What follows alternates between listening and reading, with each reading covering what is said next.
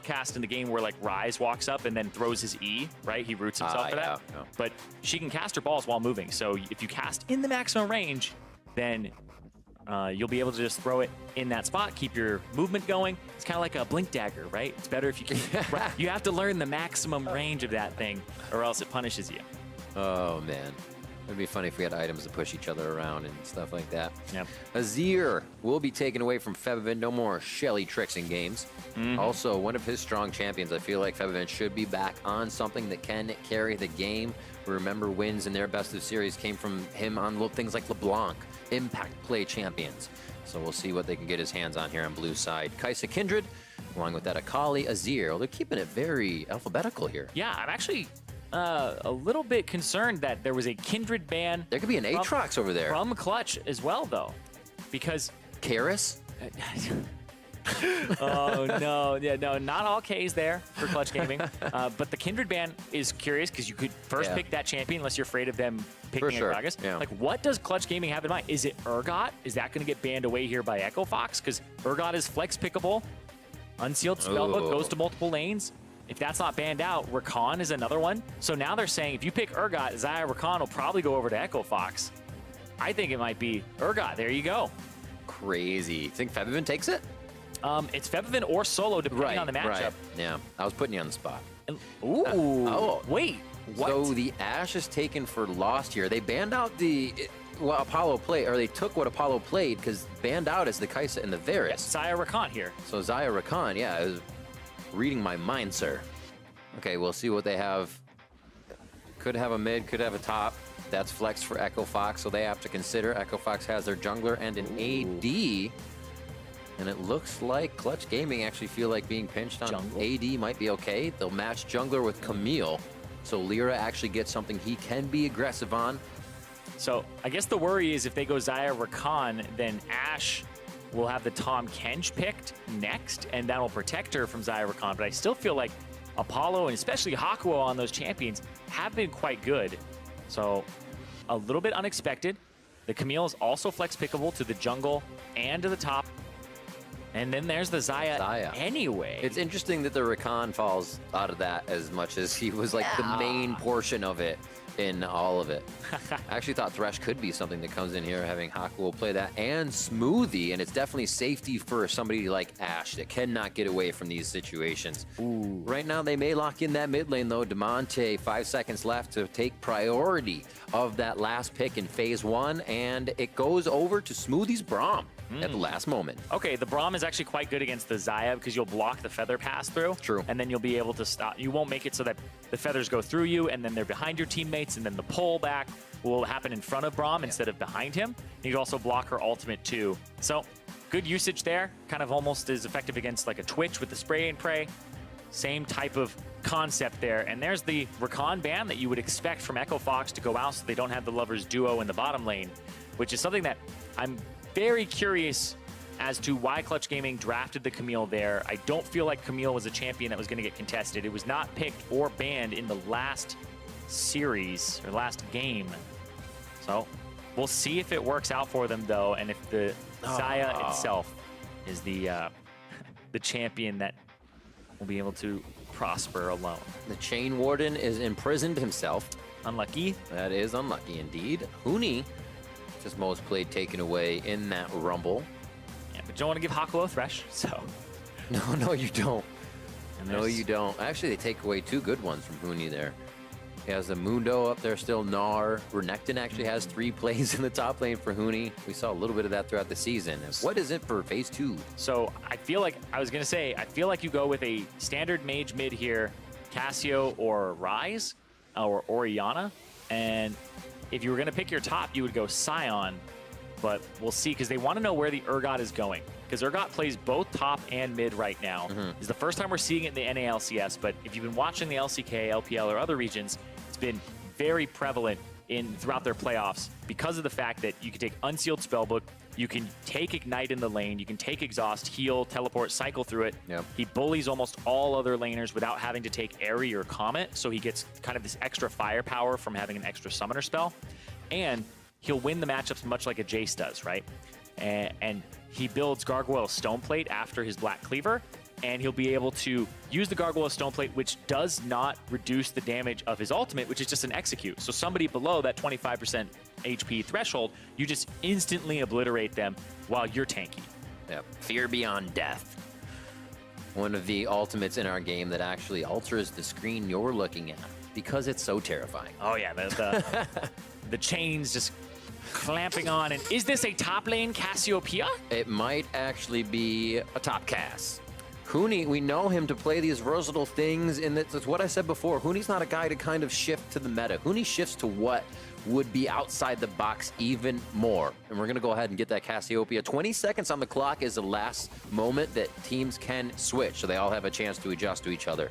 Players know this, and it looks like we might just be locked in for our comps. And Huni, playing the Cassiopeia, he has played 3 Cassiopeia games in his career, and I'm pretty sure a lot of North Americans will remember one of those games in particular, the top lane Cassiopeia up against TSM. People said Huni tilted them because it countered the Gnar pick, and they were tilted for that entire tournament afterwards. We'll see what he's able to do here, back with his carry pants on, not on the Ornn, looking to take it to solo in the top lane on that Urgot. Oh, the carry pants for this is so interesting, though. The playstyle, you think of Huni as dive in, dive out, not slither around and deal damage. I think slither in, stay in. That's kind of Huni's MO there. If he belonged to a house in Harry Potter, he'd be slither in, because that's what he's going to be doing this game.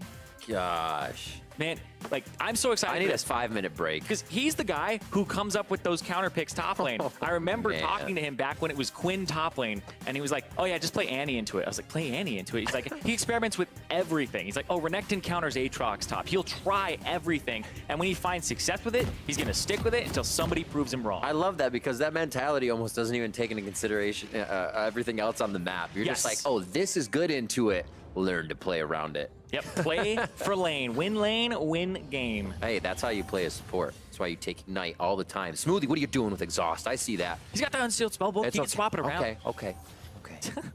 Gotta check. And Solo has it as well? Yeah, he does, of course. No, so go ahead.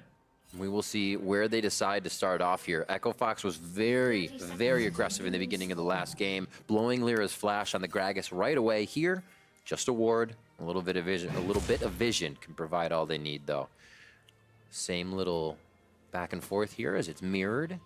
Oh, don't leave each other. That's the whole point of the buddy system. Oh, but Huni didn't actually know. He would have actually taken a bit more damage as he stayed in the fight. So the ward going down could have given CG an upper hand. Wait, Lyra says hook shot first. Thank you. Is anybody going to dedicate a flash? Well, I mean, does he have enough mana to actually kill him? Ooh. I think he's dead. No. Oh, he gets purged. Oh, it doesn't matter. He takes W first and still goes down. Huni, first blood, 2 games in a row. I think he got him with the corrupting potion there. Just the final tick of it hits him down with a little auto. Yeah, this is an auto attack. A little snake right there. So Lyra's forced to take hook shot to start. Solo takes Purge W to start in the top side. Another interesting start, and I'd say great for Echo Fox in those terms. Let's see it all over again. Yeah, he just starts going, okay, Solo is the target immediately. He doesn't waste any mana on Lyra. He's like, he can get over walls. Stays in front of him. Looks like he gets hooked up there. The axe, the undertow from Dardoch, doing some work there to slow him. Another one, and then flash E, and there's the little snake. Snake in his knee. Smile. You know that it's like, yes, this is going our way immediately. It's gotta feel good to have Huni back, because throughout the entire season, this was on record Huni's worst regular season to date and his worst playoff finish to date. Because this guy was known for smashing the regular season and then having kind of subpar playoffs. Then he went to Korea. They won. He ended up playing in the World Finals. And then it was like, is this a new Huni coming out? Had another great regular season. And then this was his worst one, his worst split that he has ever had. And now he started off this series on the right foot, and it's looking like Huni of old. And look how much pressure he draws already. Flash down for Lyra as they go for the extended hook shot to get into that, hoping the red buff would proc Huni enough into the gank and be successful. It'll just be scuttled to the top side. Vision is all there for Clutch Gaming. So, I'm sorry, not for Clutch. Those are Echo Fox's wards, so they're going to need to get a little bit on the top side of that map. And that means they have vision of Lyra.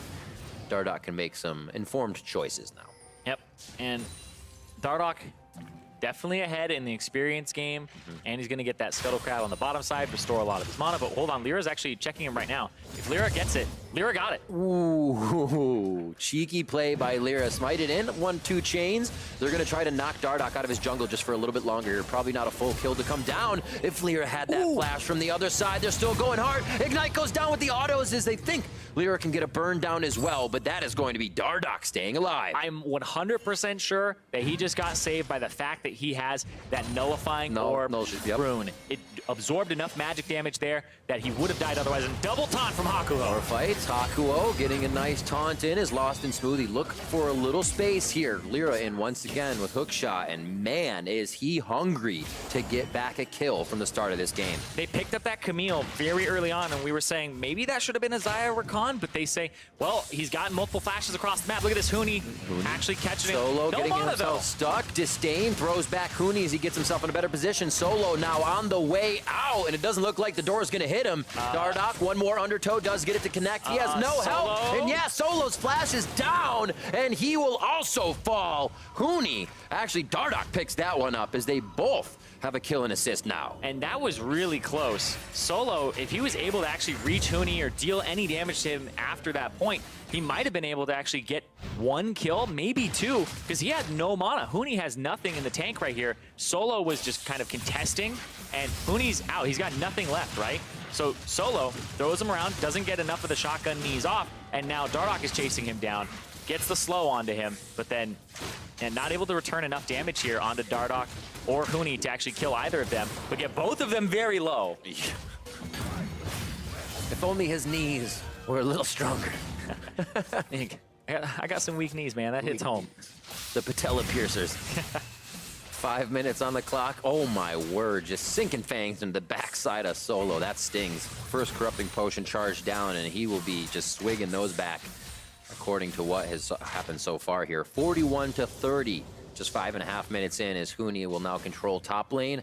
I wonder how much Dardoch will actually continue to visit or spread pressure around the map. I feel like he wants to go towards that bottom side, get that Drake, but Huni doesn't have much in the way of vision control to actually help him push. He has some wards, actually. Actually, you know what? I take that back. He actually has adequate vision control, more than enough. Let's see, root there onto Damonte.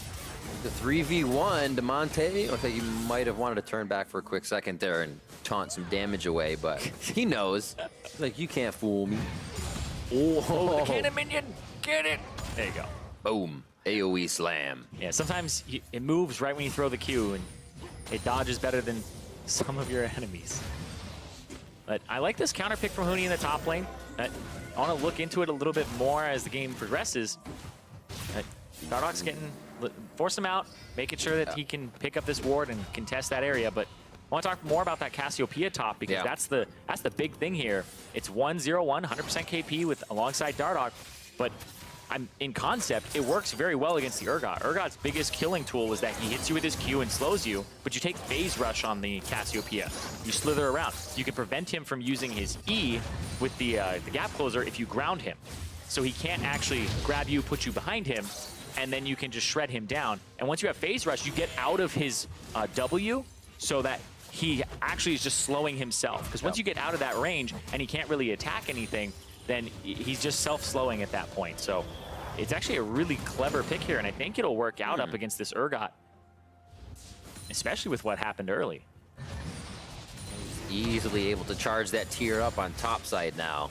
And as much as I said, it's kind of not to dive in and do crazy things. Huni flashes in to get first blood under a turret, level 1.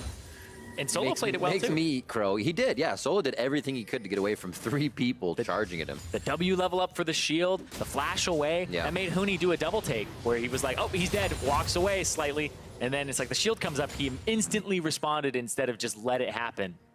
That's knowing your damage. That's knowing your limits exactly. And now you can see Dardoch actually opposite side of the map, going towards that top side, cleared out a ward, I believe, and just took the enemy blue buff away. So Dardoch looking for a triple buff in the second half of the respawns, because he was able to have a pretty good early game, get to level 6 here, And playing off of the fact that they have so much vision control across the map. I was just going to say on the top side in the river, but they actually just have full-on river control. They can see Camille, they can see Lyra at that red buff. I don't believe Lyra knows that his blue is taken yet, so he'll end up checking it, and he'll be very disappointed as Dardoch goes from blue to blue. Looking at DeMonte and other mid laners, he is one of the ones that wards more. And props to him. A lot of times mid laners don't like to buy too many of those. They rely on resources around them so they can stay in lane, focus on items, hit those spikes quickly.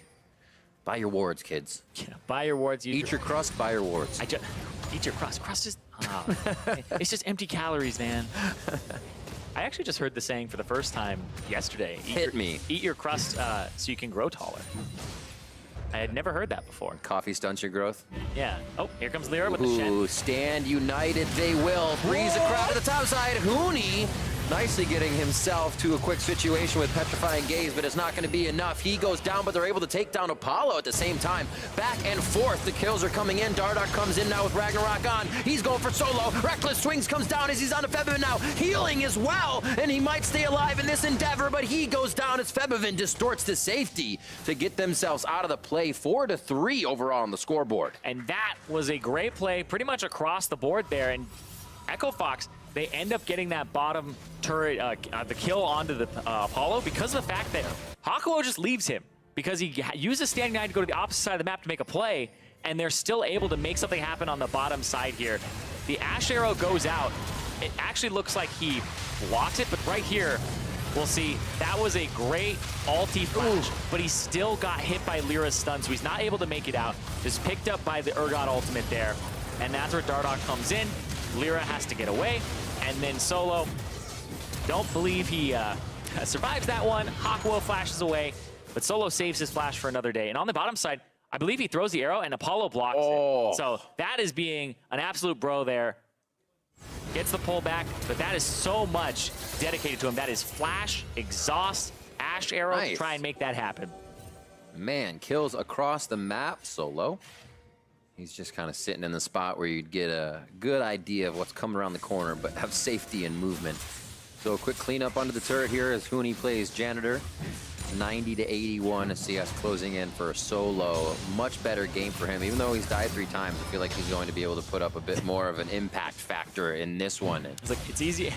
It's easier to have a better game than the last one. He's not 0-3, he's 1-3-1. So it's definitely an improvement. Not much said about that. Not much, but he'll have that core item maybe when the team needs it. Yeah, and he's not up against the tank that's actually smashing him, so the tank will be better in team fights as well. And that's kind of the thing I'm looking at here for Echo Fox is they made this composition with damage in mind. They have a physical damage jungler, they have a physical damage in the bot lane, but then they have a mage top, and then they have their tank mid who also brings some magic damage to the table. So overall, it's kind of still a 2-tank composition, or counting Braum as like a half and Olaf as a half.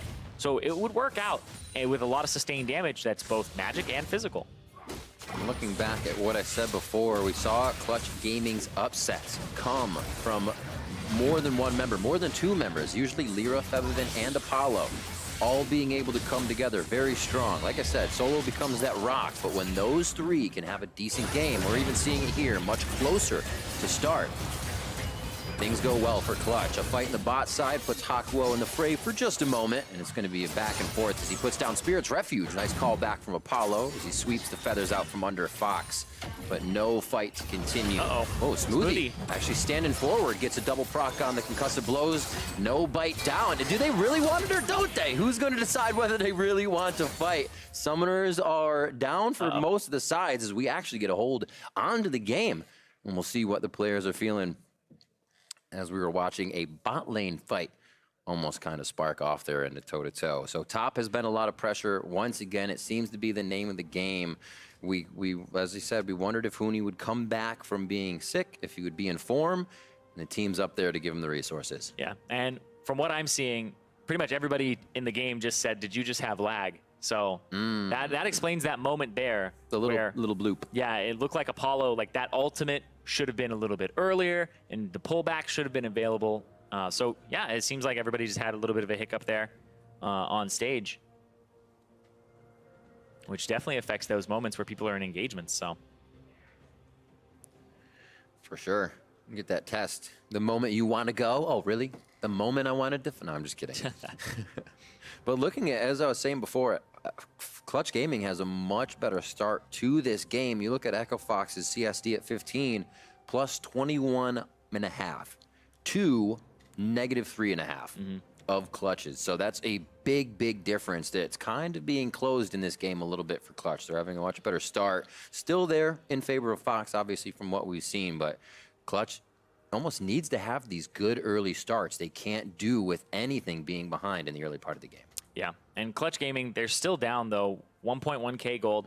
The kills are 3 to 4, and there hasn't been even been a turret. This 1,000 gold is coming from some of that first blood, some of the assists that they have a little bit more of, and also the fact that they've been able to get some of those objectives, like the Rift Herald, but also just CS across the board. Huni is up, Dardoch is up, Demonte is up, Lost is up. Everybody on the team, save for support, because I'm not going to count them.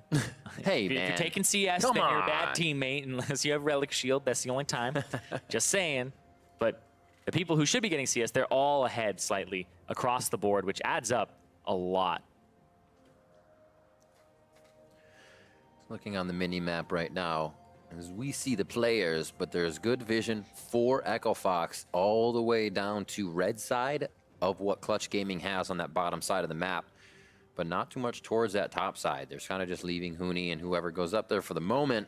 So we might see Dardoch start to focus a little bit more towards this bottom, maybe start to up that Drake percentage we talked about being around 58%, the second highest Drake percentage in the league going to Echo Fox. So maybe they'll focus there. Yeah, because Dardoch likes to take those Drakes as soon as there's an opportunity. Somebody goes, kills Huni, then he's going to go pivot, go to the Drake, or if he's on that side of the map, counter gank and make a 2-on-2 happen. So we'll see what they end up doing in this game, because that Cassiopeia, I feel like you need to get it off the ground. You need to get it in the air, need to get it flying. Yeah, well, they do have what looks like, or his jungle can be cleared on the bot side as he just took away top, so maybe we will see Dardoch doing that. Right now, we're going to go ahead and throw it over to the State Farm analyst desk to get a little discussion on the game. Thank you very much, gentlemen. While the refs and league officials take a couple moments to investigate the issue on stage, we get to break down the game about 12 minutes in. This one much more competitive than the last, at least in the fact that Clutch Gaming has found a couple kills around the map. And so I kind of want to identify what it is that's going differently this time around than in that first game. I think the first thing that stands out is just with this draft, how much more control and agency that they kind of have under their own hands. Like, you have Camille, which has made a lot of attempts, not all of them working out or connecting. LeBlanc has been able to roam, the Urgot. So yeah, not all of them. Not any of them. Hey, flashes have been blown. Yeah. So Kills have been picked up. They have better tools in the early game to contest Echo Fox, and you see that they are still able to find kills because of that. Right. I do think that I like what Clutch is doing. I think it's kind of what we were talking about in the previous segment about just trying something new. And it does look like their draft is pretty much just a play around topside draft, because you got Shen support. That's almost always indicative of wanting to play top.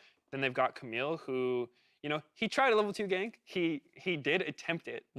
He almost hit the E. He almost hit it. But, I mean, you can tell they're at least trying, right? And then Febi's on LeBlanc, which is a super strong pick right now. Very good playmaker. So I do like to see them switching it up. Yeah, the start was not good, though, at all. No. That's not a good start to playing around top. To playing on top, exactly. So the fact that they pulled it back to this point and it hasn't completely fallen apart is a bit of a good side for Clutch. But, I mean, just watching this, not only does he burn Flash, he also dies, but they get Huni's Flash. So that's why the Camille tried a level 2 Flash gank. That failed. That should have worked, though. It should have worked.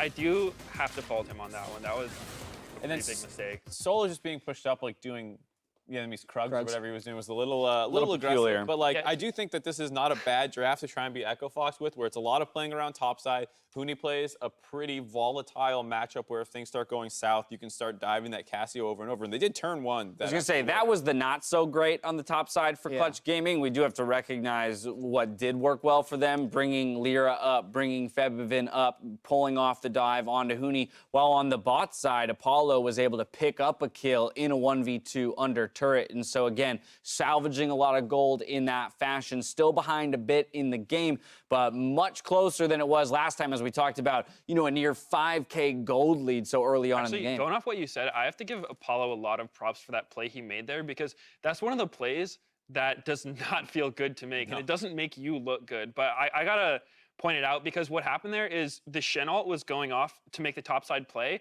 and Ashe had a clear line of sight to stop the Shen from ulting, and Apollo probably knew he would die if he took the arrow, but they needed the Shen ult, because if the Shen ult didn't go off, they probably all would have died topside. So Apollo basically like had to sacrifice himself by walking into the Ashe arrow, and he played it really well. He was able to pick up a cross kill, and so I think that's a really good example of a player just being put in a hard situation, but making the team play, like sacrificing for the team, and overall it was still very good. And I think that this is probably a better way to beat Echo Fox than trying to like attack the bot lane or something, where like we'll let Huni run wild on top side and we'll run wild on bot side. I don't think that's actually the best way to do it. I think you get these kind of volatile Lucian Maokai things from when they failed in playoffs way back. I think if you put Huni in positions to fail and then actually force that to happen, that's a better way of beating like these kind of Huni-led teams. I have an update on the situation at hand. Clutch Gaming has been offered a chrono break as Apollo experienced lag, which caused him to walk into the enemy team and therefore had to use his ultimate to return to safety, as that is a substantial spell. The chrono break rather has been offered and accepted. I will receive word on where exactly we're going in the game. I do want to toss it back over to you guys to continue the discussion. Hopefully it's not all the way back. Way back to level 1. That's why I had to flash 2 guys. Same thing happened to me. I just I couldn't back up. I do think it's interesting, though, that, you know, Kobe had talked about maybe the importance of the bot lane for success in Clutch Gaming, but a lot of the focus in play has been around the top side for both teams. For Echo Fox on one side, this is a replay of what happened. We'll probably see it here. Yes, walking in and then having to use that to bounce back out. Yeah, I don't think you want to run melee range on Braum, so I believe there was a little something funky going on. It's tricky, though. Like, sometimes, I mean, I trust League Ops' call, but, like, if that was me playing Xayah, I probably would have just clicked in front of the person instead of clicking the champ, because I don't use attack move, which wouldn't have worked that well. Double doesn't use attack move either. Are you criticizing the player then? I'm criticizing me. Oh, okay, I thought you were saying I wouldn't have done that. So in a hypothetical scenario, which has no bearing on the situation at hand, Jat has an opinion, is basically what just happened. Yeah, like if that happened to me, I wouldn't immediately think I lagged. I would have think I would have misclicked. Oh, but for like a pro player who has more accuracy, they're going to think it's lag, and then they're going to be able to prove it. Gotcha. Well, we are awarding the chrono break. It will go back to 11:55, so not too long in game time. We'll toss it back in just a moment. But again, as we talk about the development of this series in game, you know, game 1, Echo Fox throws a lot of attention top. I think it's interesting that Clutch's response was to match it in game 2 or even over-index into pressure in the top side. Well, if you remember that TSM series, that was kind of the miracle series for them. They actually lost that first game before ripping off 3 in a row back then as well. And so I think this could actually be a huge momentum game if they're able to kind of have a bad start, which I think also happened in that second game against TSM as well. They had a horrendous start, bounced back, won that game, and then rode that momentum all the way through the rest of the series. It'd be pretty amazing if that was what happened again here, because it does feel like they're not out of the game and only 1,000 gold down making plays. I don't know, man. When Huni brings out Cassio top, that's when you're like, that's the hammer. Yeah. Like, that's how Huni finishes people. I feel like if there's a Cassio top in the game, one team is going to tilt at the end of it. Well, the last time, I mean, has Huni played Cassio top since he was on a team with Febiven at MSI in 2015? I feel like that was the last time it happened. I've seen it. I don't know for sure. You sure it didn't happen somewhere? No, I'm not. In the yeah, I was gonna say like I feel like somewhere in the Immortals years. For the sake of the story, let's say the last time he broke out Cassio was in that. And you got to be careful what you do with that, because not only you're trying to unlock old 2015 Huni, you might accidentally unlock 2015 Febiven, who, remember, as I mentioned, solo killed Faker. He solo killed Faker. Febiven hasn't had a solo kill all summer. Maybe you're trying to get back there. If there's ever an accolade to have, it's that you solo killed Faker, not that you went to the semifinals of the World Championship, which Irene did mention as well. I won a solo game against Faker. Oh, did you? Yeah. Oh, that's pretty sweet. Which ping, though? 60. Yeah, so there you go. He just wasn't used. All right. It doesn't mean anything. We're going to head to a quick commercial break as we give the players and teams a little bit more time to set up on stage and actually put that chrono break into effect. But we'll be right back to continue this second game of our Best of 5 series in just a bit. We'll see you soon.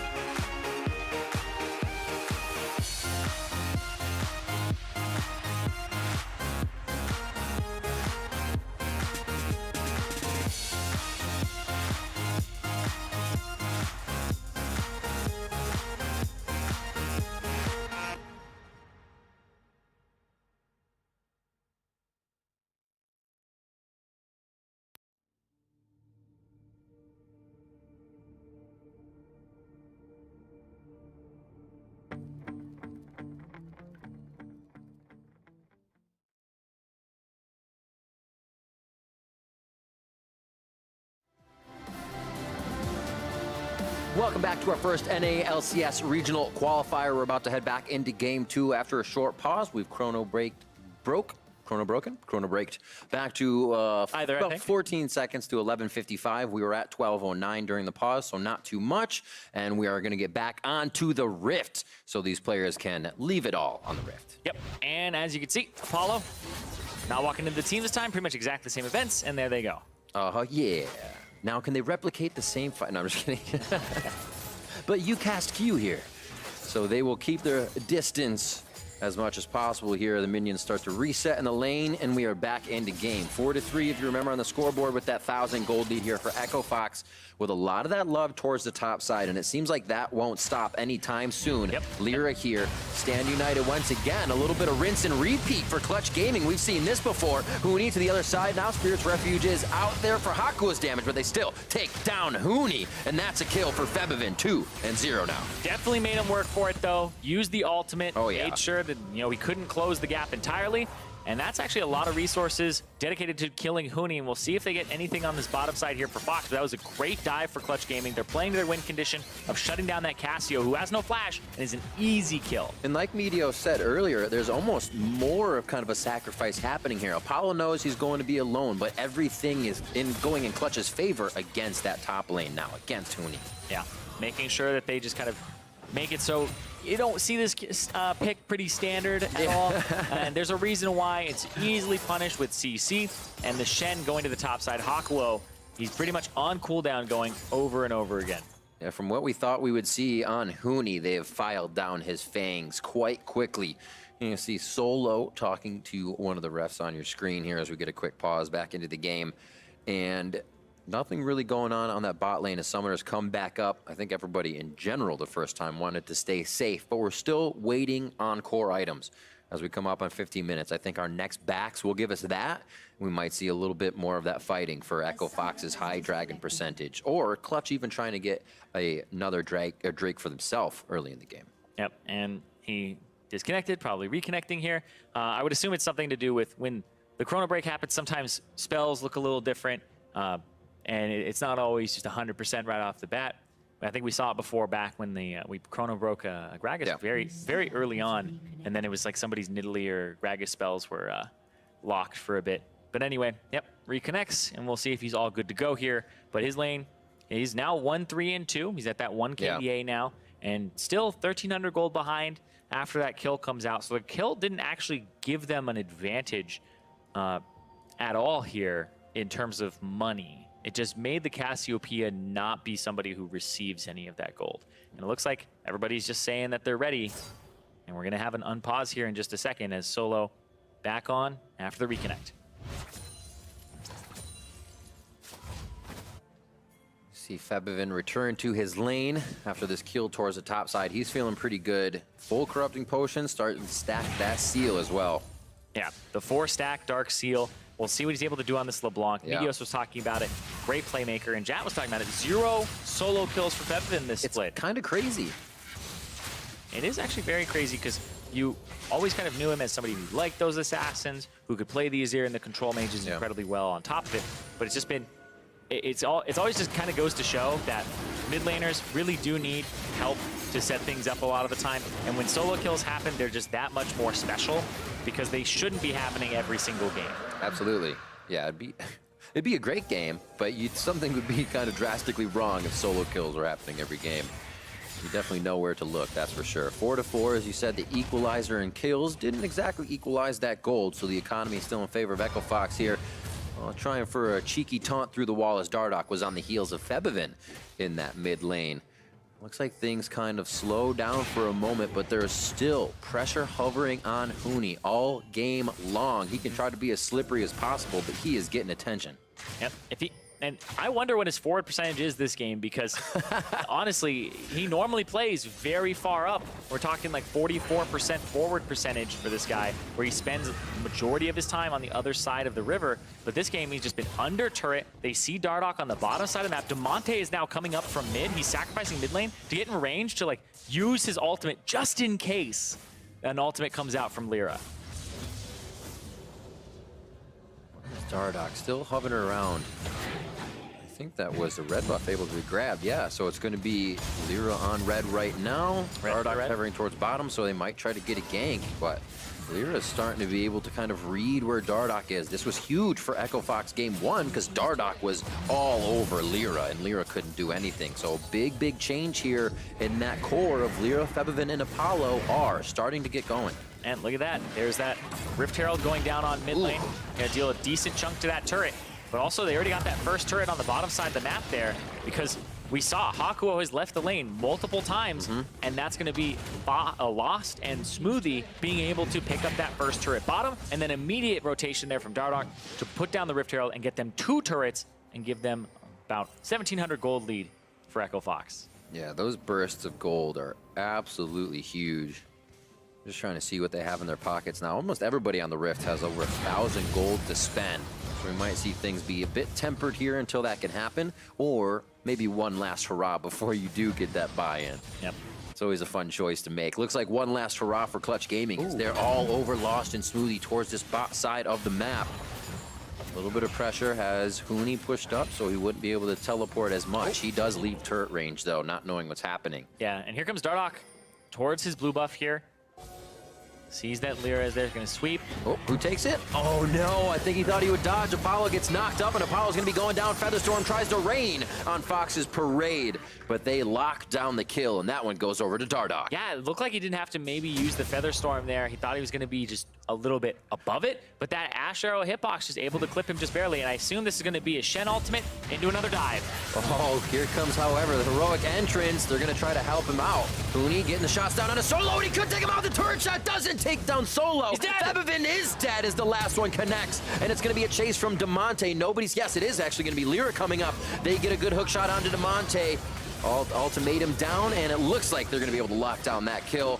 Beautifully done as Echo Fox reacting, but Clutch Gaming getting a bit of the better of that. Yep, and that was Demonte saying, I know that they're going to go for this again, is in position to use the ultimate. They get a counter kill, but then Lyra showing up turns it and ends up being a 1 for 2 in favor of Clutch Gaming. Kind of ready for it. They say, well, they've done this play on Huni so many times. I think we know how to stop it this time. Yeah. The cleanse came out there. I like that swap there from Solo. He used the Unsealed Spellbook to swap the cleanse right before the engage. It actually, I believe, ends up saving him here. But Febvin is the one who gets turret aggro next, not Hakuho the tank, and it ends up having him die. And I believe Febvin actually gives over some shutdown gold on that too, being 3-1-1 after that. You're right. As well, the seal goes bye-bye too. Yeah, loses some stacks on it. He gives over 600 gold to Demonte. Wow. That's going to feel good for him, especially so he can stay in front of the fights and start to absorb. Has he spent it? It looks like he has. Just some boots, his Lost Chapter, and his rod now stacking up at 5. Onto the map, it comes Dardock from base, and we're just waiting for Lyra to head out at this point. So 2 and 1 as Cassiopeia. Oh, hold on. Oh, that looks quite painful. Febvin takes one more Fang. Looks like Huni's trying to make that 3-1 on that score record. After all this time, Huni comes out of the bush, kills his old teammate that he made the semifinals of Worlds with in a solo kill. Talk about Febvin has 0 solo kills this split. Rack another one up for Huni right now. Depends on what end of the solo kills you're looking at it from. And it's called isolated deaths. That's true. Isolated deaths is the term we use for getting taken down by yourself. That was one for Febvin. And right now he's having a difficult time finding those waves to push out. He can't be LeBlanc in the side lane, so the team can start to work the yo-yo defense back and forth. Echo Fox is just all forward, and right now that's damage onto the top tier turret. They back off for a moment here. Lost and Smoothie look like they'll stay for a bit. Yeah, I like what Echo Fox did lane assignment-wise. They got that bottom turret, they got the mid turret, they had the Drake, and then they swapped the lanes. And you see their top turret on Echo Fox's side was very close to dying. It's very close to dying because that's where Clutch Gaming had focused. And found him that time. The snake in the bush only works once. Let's see here. For Dardock. Ooh, Apollo Featherstorm is out, but they take him down immediately as the bot side of the map is really going down. Nice job by Febvin. It takes out Huni. He says, I'm going to get this back. Yep, that was a 2-on-1, but he still gets a counter kill. And now Echo Fox are going to go towards that Baron. See, Fevin's on the bottom side. There's no potential for a smite steal because Lyra's dead. This is up to Solo and Hakuho. How much do they want it, though? That was a for sure turn for Echo Fox. They knew that was something they wanted to do if Baron was tempted by Clutch Gaming, and Echo Fox say, no kill. We just kind of wanted to skirt around the death there for a moment. 9-7 is 20 minutes on the clock hit. Why not try to pressure Baron at 20 minutes if you're already this strong? Yeah, and then they're going to rotate and go towards that Ocean Drake and pick that one up for themselves. Right here, Huni, Lyra checked it, turn with the ward in the bush, and then just unloads damage on him. Gets the solo kill onto Lyra. That's 2 solo kills for Huni in this game right off the bat there. That's one of those fights where you're like, no, I didn't need help. He was just there. 1v1 me, man. Yeah, those are the ones where you get a little salty, but at the same time, Feels good. Gotta feels get it back. great when you're able to pull multiple people towards your lane. And you can see now he has the Zhonya's Hourglass, something that a lot of Cassiopeias actually forego in their build early, especially. But because he was up against Solo and he's going to get ganked by Lyra, it's a lot of physical damage that'll come his way. So I actually really like this item build path from him. It makes him very tanky. And you can see he's got some more HP on the way. So much clearing for Huni. It's actually, I was going to say, it's be pretty bored as the side laner in this one, but not this game. There has been action in the side lane the whole time. Demonte will start to clear top. And it looks like mid may get pushed down here if this wave comes in and no rotation from Apollo comes in. Solo's taking damage from Huni and Dardoch on the bot side of the map, and it looks like he will go down very quick after that fight. Dardoch picks up another one, 4, 1, and 2 on his second play of Olaf this series. Yeah, and he has been doing a lot of work in this series across the board. Dardoch, actually this entire split, when they started talking about, hey, you know, the Huni-Dardoch combo, in spring it looked like, yeah, it was definitely a big combo. But this was one during summer that Dardoch was doing a lot of heavy lifting in it. He was playing the Kindreds, the Graves, and there were multiple times where it looked like he was just going to have a really great season and be considered the best jungler for all pro votes. I believe he ended up number 2 behind Xmithie because just a few of his games at the end there kind of took him out of the running in a lot of people's minds, but he has just been fantastic all split long. And for Dardoch, as we said before, we haven't seen him this regular season on the Olaf. Obviously plays it, but what a way to come in here in the NA Regional and kind of just put down the powerhouse play on this champion. 139 CS to 112 for Lyra. And Lyra's been trying to stay very active this game, still falling behind. Yeah, falling behind, but he's getting those flashes. And Huni. Huni ready to start a fight 3v1 so the team can recoup and reinforce with him. They are able to take down Lyra as he comes out of the jungle, and the rest of Clutch Gaming is forced back. Is there a pick here looking for Febivin as he seems to hide off in the wing, hoping he'll find one person, but I don't think he's going to get the straggler he's looking for. It's going to be so hard with the Galio there. He'll just hold down the taunt. If he can snap cast that, catch you, you're going to die. He's got to time this. He's got to think. Hakuo is going to be his eyes right now. If he can get in, he just needs to clip the edge of that. Ward goes over. They are actually hitting the ward, giving vision over to Febivin. That was kind of scary for a moment. He gets himself out safely. Solo disdains in.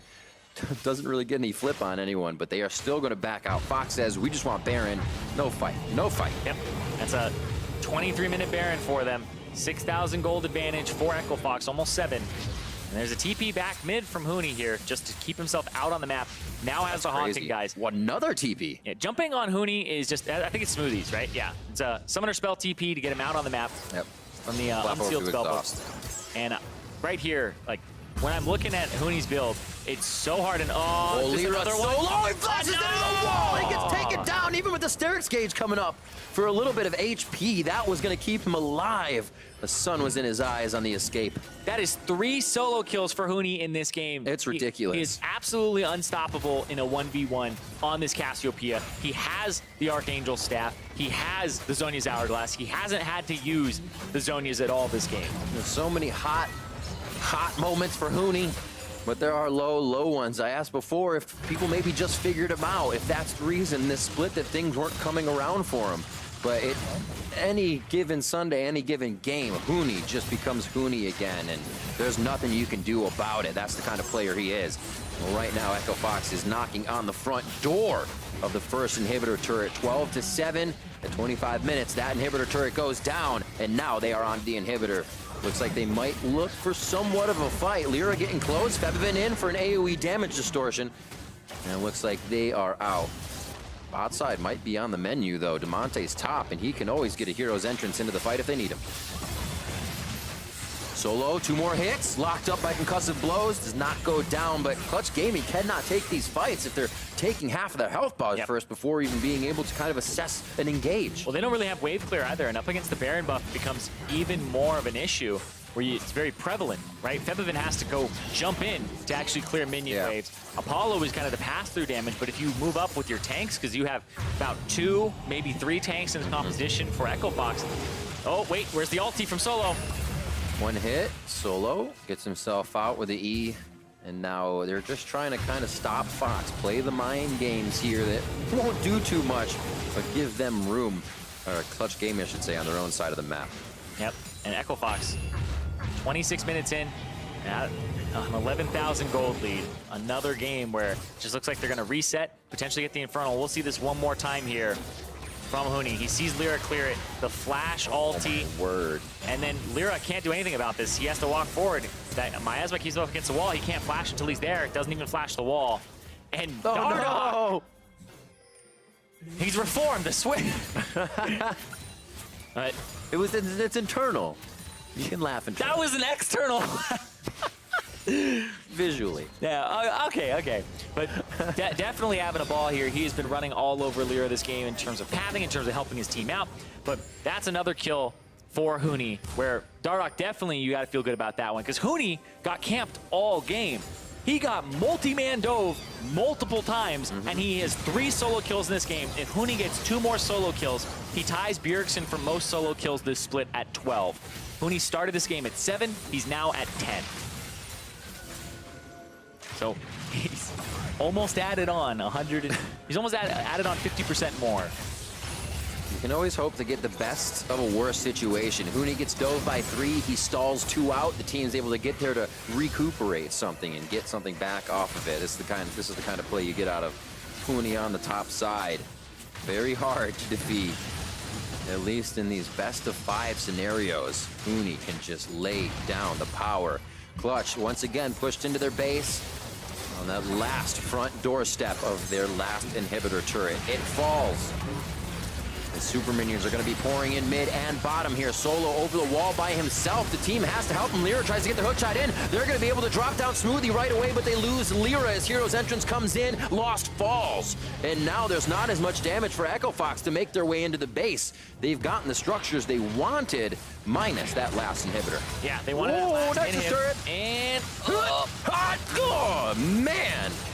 Hell of a super minion. Well played. yep, ends up going down. The Infernal Drake is up. I think Huni and Dardoch will take care of that. We'll see this one more time. Febiven gets access to the back line here. He goes in, and then Smoothie throws ultimate at the side. Febiven snaps back, keeps his chain on Dardoch for a moment, but then he's able to dodge the CC. And then right here, Lyra goes in.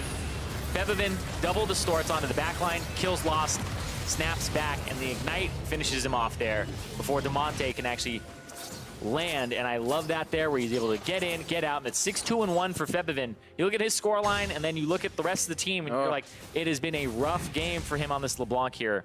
Finding opportunities, finding openings Yeah. has been difficult. And you have to think if anybody else kind of on the map can participate in those, is still alive to get some of those kills, how much better they would be doing. Wow. All the what ifs. It's so easy to answer if it just happened. Huni, again, the entire game, 23,986. They camped him! Was top damage last game on the Ornn with 13,100 damage. Absolutely absurd here, and they're going to head towards the top side. They camped him! They camped him, Riv! It was recreational. He was having fun. That's so much damage to be dishing out when you just got destroyed in the early part of the game. He was able to get kills on Solo in that level 1, and imagine if that didn't happen, this guy, he would still be in a situation where he's still dishing out a lot of damage. The consistency that he has found with his Cassiopeia now, 2 levels up, able to dish it out. First person to hit level 18 in the game. And you consider there's decently big health bars, but he's not chewing through tanks. He is delivering damage to each and every person on the side of Clutch Gaming. Yeah, and you can see things like the adaptive helm now in for Solo. Yeah. So he'll be able to actually reduce some of that damage, but like you said, they're not tanky tanks. They're just regular tanks. Just a little bit of padding. 30 minutes on the clock here. Yeah. Just about, what was it, 2.5 minutes ago, the first game had ended. So Clutch Gaming is holding strong in their base. One more inhibitor gives them some more room to play with on the map, but it becomes much scarier the farther they get from their base. Any fight could mean the game is over in favor of Echo Fox here. And 2.5 minutes ago, like you said, the previous game had ended, but 2.5 minutes ago, that's where Echo Fox were pushing for that top inhibitor for the third one. They weren't able to get it. Now, all the inhibitors have respawned. This is where Clutch Gaming have to make some sort of stand here. If they can get the Baron, if they can get some kills. Solo looking at Huni first, 2,600 on to Baron now as Huni's going low. Baron not healing just yet, but nobody's going to keep the focus on. Huni gets out along with Dardoch as the fight between Solo and the rest of the team on the bot side. Or sorry, Apollo on the bot side. Oh, he goes down.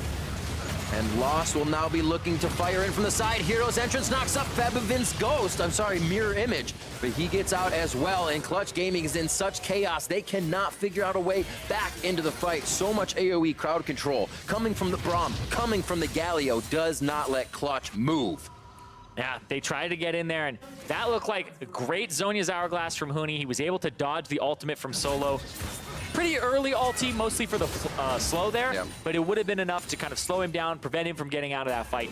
And now Echo Fox, with these death timers, they're going to go and get some of this base, but there's only one turret with the Nexus. Question is, can they act? Yeah, they're just trying to stop him from getting in there and clearing the wave. They need to buy time. They need to distract the minions, but Echo Fox, they have the game in the sights.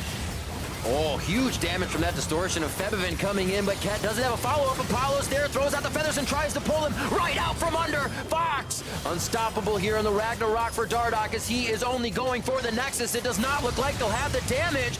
He gets suppressed, he gets taken down. Fear of the death takes him out, and they will be able to drop Smoothie as well. I mean, DeMonte, they will move out of the base here, and Clutch has a few more moments to stay alive here in game 2. They stay alive by the skin of their teeth. This is your Acer Predator replay, and it happens to have Febiven's first solo kill of the entire split. Gets the ultimate out of Huni. That clears Lyra to kind of bait them to the side, and then Febiven leaps in here saying last-ditch effort, flash, distortion, double distort, gets the electrocute, kills Huni, and it's just been back and forth. That was his first solo kill of the entire split there for Febiven. He has had a fantastic game, 7-3-3, this is the scoreline. And now, Clutch Gaming, after defending this, after the ultimate from Solo, they are on the Baron, and they are gonna get the Baron live here. They have just taken it. You can see some that mistake. No mental boom here for Echo Fox, obviously, but a little bit of a whoopsie, which should be able to happen soon here again. We may just see somebody try to get in there and take down that Nexus. Well, they have inhibitors to knock down still, so I think it'll be, without the teleport from Huni, potential for a 4-1 where they go down mid and bottom, or where they go towards top and mid. But right now, Fox are going to have to... This is the crucial breaking point in the game, where you go, do we just go ham and try to end the game down mid, or do we actually need to just go back to the drawing board, reset? It'll take multiple minutes, but their gold advantage is not as much as it was just a moment ago. Great cleanse there from Solo. Somewhat to safety, has the Righteous Glory if the team needs to enter back into this fight. A lot of what Clutch has used, though, is kind of to bluff Fox, and they aren't buying it. We saw right on the top inhibitor, Solo tried to come in for the side. DeMonte just waited until the overall fight to ult in. They almost are waiting for Clutch to say, engage, and Echo Fox has the upper hand. But they also have the choice to start the fights themselves. A very good position here for Echo Fox, the favored team coming to this first NA regional matchup as Clutch looks to bite back a little bit. Mid-turret will go down in their favor. Disdain from Solo puts him in a very dangerous position as he tries to flip back a member of Echo Fox. And it looks like Ragnarok on from Dardoch. He'll try to get himself right into the fray. Apollo firing feathers back. Feather Storm comes out, and now he's in range for the undertow. Reckless swing coming in from Dardoch. Strikes him down from the heavens. Solo low, but it looks like he'll be able to purge the damage. No, he goes down as well as Huni sinks his fangs in once again. Echo Fox making their way down mid lane, and this could be the game. Yeah, that's a clean ace there. Definitely the game. 5-0 for Echo Fox. Took them a little bit longer than the last one, but they're going to go up 2-0 in the first game of the regional qualifier. Taking down the Nexus, gotta feel good. Just about 7 minutes more than game number 1, but Echo Fox on course to take this series. Echo Fox came in. This team, they always come back angrier after they ended up losing their last match. You go back to, you think of the times that Huni has lost a semifinals, right?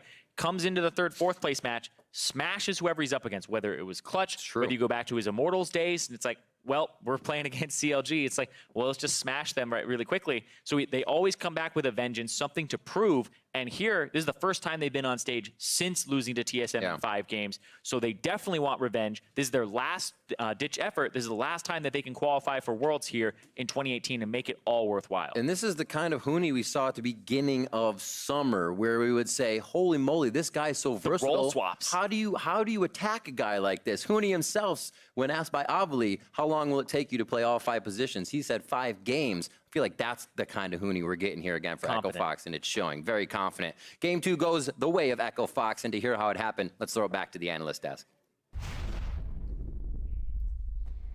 Thank you very much, Riv. Another win in the books for Echo Fox, pushing the series score to 2-0. This one, however, not coming quite as easily as the first one, although I'd still say solidly in the Echo Fox camp. Only Febiven really having something to say about the moves that Echo Fox would make around the map. Yeah, and I was honestly disappointed with the level that Clutch was playing it on, like, a mechanical sense, where there was, like, we talked already about the Camille E's coming up short time and time again. Apollo was late on some of his Xayah ultimates, and there's nothing I hate more than seeing this giant blue arrow just beelining for you, and it hits when you have a button that stops that from happening. You're talking about the one in the tri-bush, right? I'm talking about the one in the tri-bush. I'm talking about that kind There of was stuff. definitely a chance that arrow didn't hit. I can't hate him for that. I hate it. Okay. It's like, get out of there. There's a number of those kinds of plays that happen that, for me, took what could have been a closer game and made it not very close, because I don't think you saw quite the same mistakes coming out of them. This one, of course, was the good body block that Medios was talking about to allow the play on the top side to get out, and then he was able to cut it out. Bless his heart. Yeah, not a play you want to make, but a play you have to make, and is able to get the trade kill there. Baron's picked up, though, for Echo Fox. This is one where Medios and I were talking about how people were playing. Oh, it's already happened. Where people were just, like, going in late. The Camille was just ulting someone on the top side. Here, mechanical misplay the here. fail flashes into walls. Like, you might be dead anyways, but you don't want to see that. Both Apollo and him had flashes into walls later on in the game. Like, it's just stuff that when you're watching, you can see they're not playing cleanly, and it would have been a tough series if they were.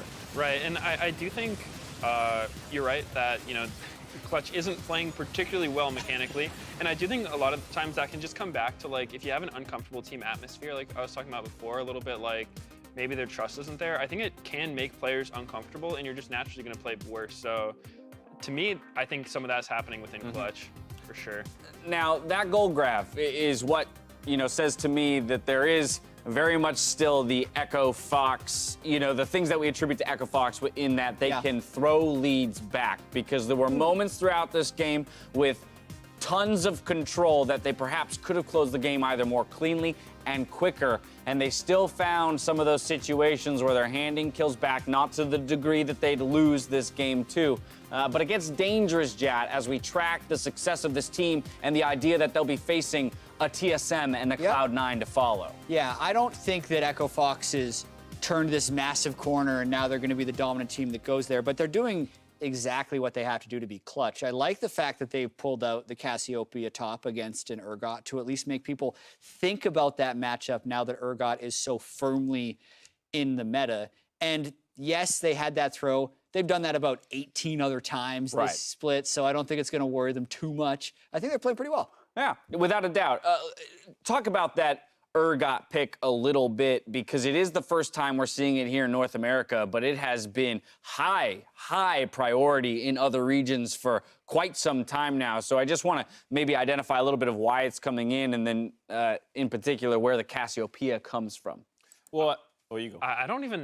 I personally don't know where Urgot comes from, and I've talked to a lot of people, and everyone kind of has the same opinion. It's like, yeah, Urgot's getting played everywhere. Why? And then everyone's like, because he's getting played, so other people play him. He's good. Like everyone's trying to unsealed spellbook on him, and Urgot's been having a lot of success, so definitely a strong champion. But North America has struggled with playing well.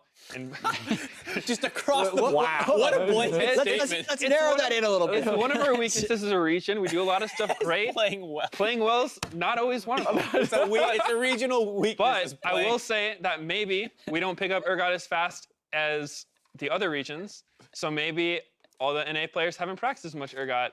In our defense, learn how to play champion on 60 ping, and then try playing him on live. What are you- It's bad. To circle back to the Urgot It's a little bad. bit, conventionally there are some strong things.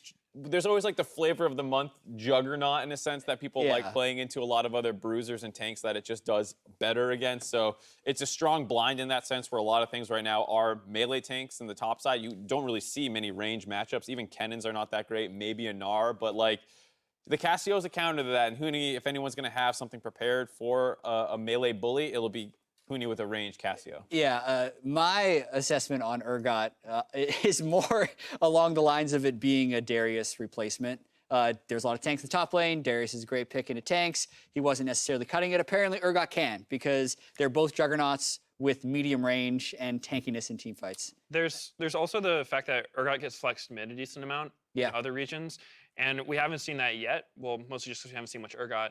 But it is, that can tie into the strength of a champion. It's the ability to like flex it around, which makes your draft a lot stronger. Yeah, the Urgot versus Victor was the craziest one to me when I saw it because like we've actually seen Darius mid, but it was into Renekton, it was into Aurelia. It was never against a ranged champion, which was the weirdest thing to me. So I wonder if a slightly better start to that game and Urgot actually can beat the Cassiopeia. Urgot does have a dash, which is a big thing that a lot of juggernauts don't have. Yeah, I mean, I thought they were relatively close to executing what that game plan should have been, which is camp and dive top a lot. And some of the Galley ults were late, some were on time. It was back and forth, but then you factor in all the other kind of random deaths that happened, the level 1-1, the Krugs one, the short on the Camille E, and you think if Clutch can clean that kind of stuff up, that's why I thought this approach overall made sense. Right, remove some unnecessary deaths, clean up the mechanics, and perhaps that game starts to go, a little bit more in Clutch's favor. Echo Fox has elected to go back to blue side here for the third game with side choice. No substitutions coming in, really no surprises there.